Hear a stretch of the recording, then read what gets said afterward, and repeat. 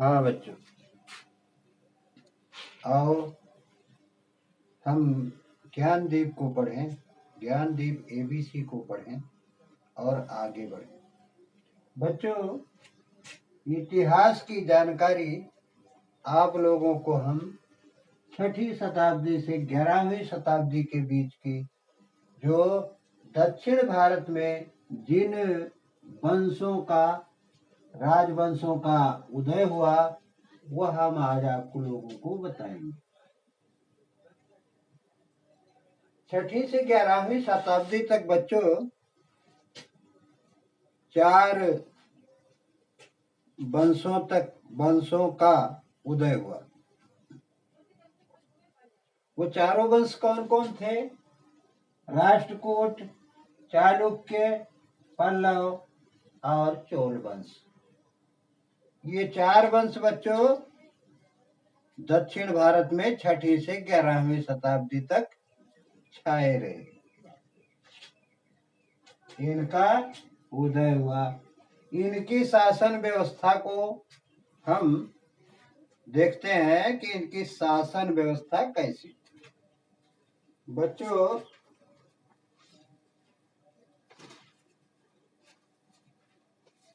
आओ हम इनके शासन व्यवस्था के बारे में जानते हैं।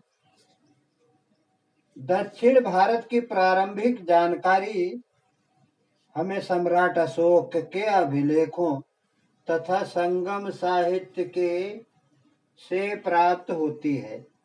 संगम साहित्य में हमें दक्षिण के 3 राज्यों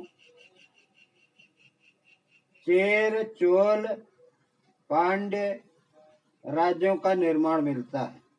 6ठी से 11वीं शताब्दी के मध्य दक्षिण भारत ने कुछ नवीन राज्यों का उदय हुआ। वो नवीन राज्य कौन कौन से थे? राष्ट्रकूट वंश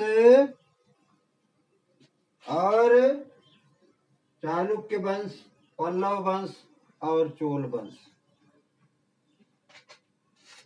बच्चों, राष्ट्रकूट वंश का प्रथम शासक दंतिदुर्ग था। उसने अपनी राजधानी मान्यखेट को बनाया, जो आधुनिक सोलापुर महाराष्ट्र के निकट है। दंतिदुर्ग के बाद कृष्ण प्रथम शासक बना। उसने एलोरा के प्रसिद्ध कैलाश मंदिर को एलोरा में प्रसिद्ध कैलाश मंदिर को बनवाया। चालुक्य वंश ये वातापी में था। इसके संस्थापक पुलकेशिन थे। पुलकेशिन प्रथम जो थे उन्होंने वातापी को अपनी राजधानी बनाया। वातापी का आधुनिक नाम बादामी है। कर्नाटक राज्य के बांगलकोट जिले में स्थित है। इसी वंश के प्रतापी शासक पुलकेशिन द्वितीय ने उत्तर भारत के सम्राट हर्षवर्धन को युद्ध में पराजित किया। चालुक्य शासकों ने कई मंदिरों का निर्माण करवाया। वातापी का विरूपाक्ष मंदिर बहुत ही प्रसिद्ध है। उसी तरह पल्लव वंश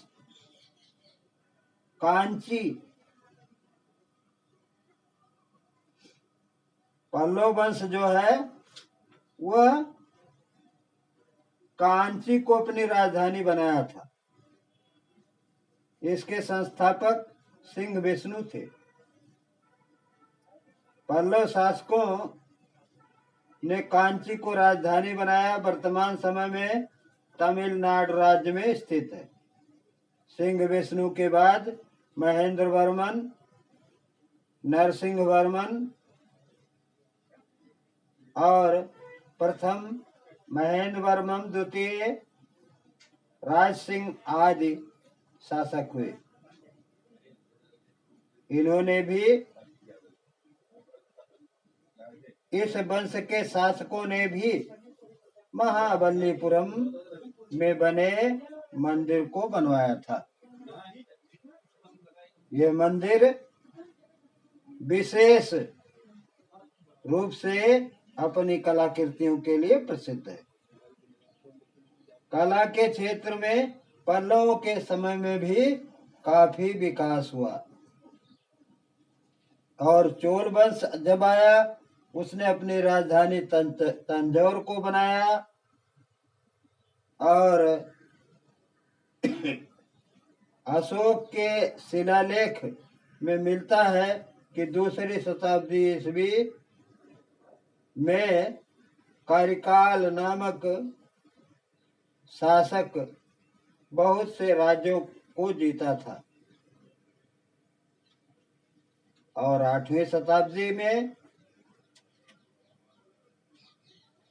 विजयालय ने पुनः चोल वंश की सर्वोच्चता को स्थापित किया। तंजौर में उसने अपनी राजधानी बनाया और संपूर्ण श्रीलंका को जीत लिया। राजेंद्र प्रथम ने भारतीय सीमा के बाहर भी राजेंद्र प्रथम ने देश का विस्तार किया। शासन व्यवस्था, मंत्री की सहायता के लिए राजा की सहायता के लिए मंत्री तथा कर्मचारी होते थे।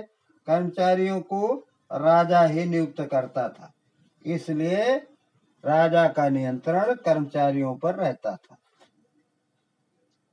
देखो, उसने अपने शासन को कैसे बांटा था।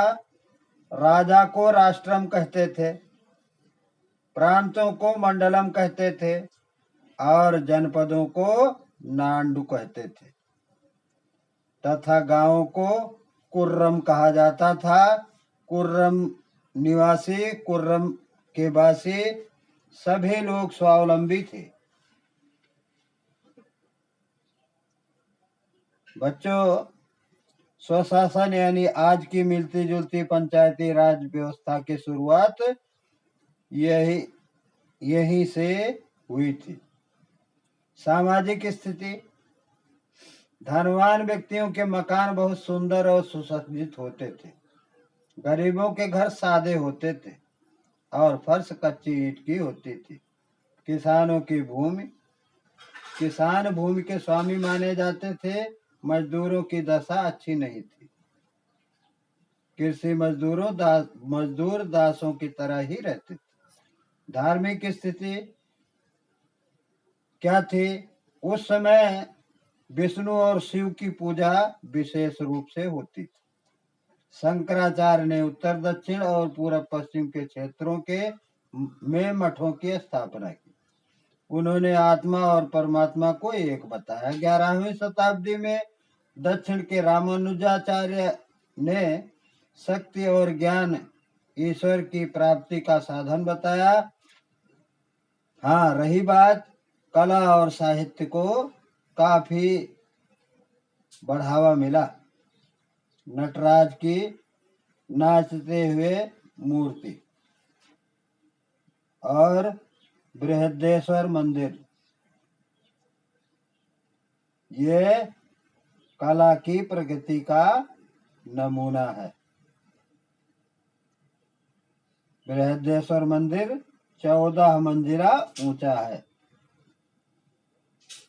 मूर्ति कला भी इस समय विकसित हुई थी। दक्षिण भारत में साहित्य की प्रगति, ये लोग साहित्य प्रेमी थे। दक्षिण भारत में संस्कृत व तमिलनाडु के अलावा अन्य स्थानीय भाषाओं कन्नड़, पल्लव शासकों के समय में संस्कृत भाषा की विशेष उन्नति हुई। कांचीपुरम पल्लव की राजधानी होने के अलावा तमिल और संस्कृत के अध्ययन का केंद्र था। महासंस्कृत कवि दंडी पल्लव राजा नरसिंह वर्मन द्वितीय की राजसभा में थे और कंबन द्वारा लिखित रामायणम ग्रंथ तुलसी कृत रामचरितमानस की भांति दक्षिण में काफी लोकप्रिय है। बच्चों, आय के स्रोत कृषि और व्यापार थे।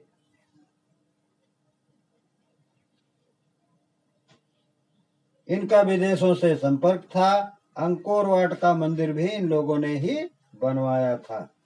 बोरोबदूर का बौद्ध मंदिर जो इंडोनेशिया में है, यह बहुत ही प्रसिद्ध था। बच्चों, बस यहीं तक। अगले दिन पुनः आप लोगों के समक्ष हम कोई पठन पाठन की सामग्री लेकर उपस्थित होंगे। धन्यवाद।